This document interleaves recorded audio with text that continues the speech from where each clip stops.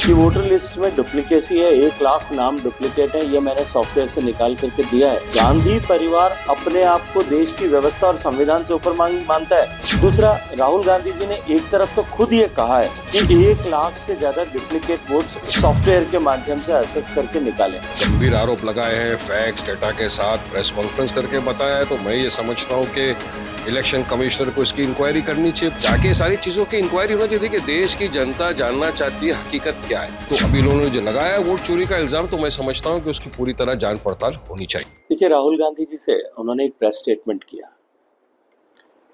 चुनाव आयोग ने उस प्रेस स्टेटमेंट पर उनसे ऑथेंटिकेटेड डिटेल मांगी है कि आप सूचना दीजिए कि आपने, कोई व्यक्ति ये खड़ा होकर के कहे मीडिया में आकर के, रिस्पॉन्सिबल व्यक्ति,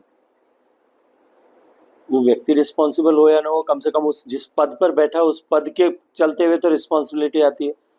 वो ये कहे कि वोटर लिस्ट में डुप्लीकेसी है, 1 लाख नाम डुप्लीकेट है, ये मैंने सॉफ्टवेयर से निकाल करके दिया है।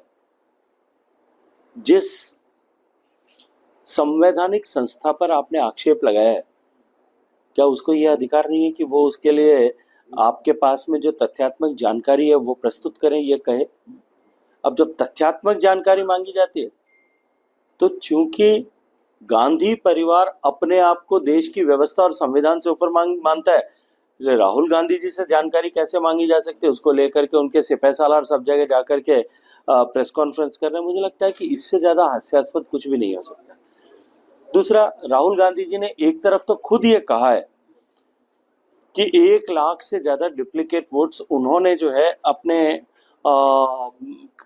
सॉफ्टवेयर के माध्यम से असेस करके निकाले। तो वोटर लिस्टों की जांच होनी चाहिए। पहले महाराष्ट्र चुनाव के समय में भी उन्होंने ये कहा था। अब जब पूरे देश में वोटर लिस्टों की जांच का गहन जांच का कार्यक्रम शुरू हुआ है, तो वो कहते हैं ये नहीं होना चाहिए। मुझे लगता है कि अब जो है वो कई वर्षों तक सत्ता से बाहर रहने के चलते हुए और लगातार चुनाव हारने का रिकॉर्ड बनाने के बाद में मुझे लगता है कि वो कहीं अपना संतुलन खो बैठे और इस तरह की टिप्पणियां कर रहे हैं। अब देखिए, इन्होंने गंभीर आरोप लगाए हैं, फैक्ट्स डेटा के साथ प्रेस कॉन्फ्रेंस करके बताया है। तो मैं ये समझता हूँ कि इलेक्शन कमिश्नर को इसकी इंक्वायरी करनी चाहिए पूरी तरह से। जो भी सत्य है, देश की जनता जानना चाहती है हकीकत क्या है, सत्य क्या है। और हमारे पार्टी के भी जो पूर्व सांसद थे इम्तियाज में, उन्होंने भी कहा कि महाराष्ट्र का जब चुनाव था वहां पर भी रिगिंग हुई है इस तरह की। वहां पर भी उन्होंने बताया कि 5 बजे के बाद में ह्यूज पब्लिक आ गई वहां पर, और एकदम अननोन फेस के वोटर्स दिखाई दे रहे थे वहां पर भी।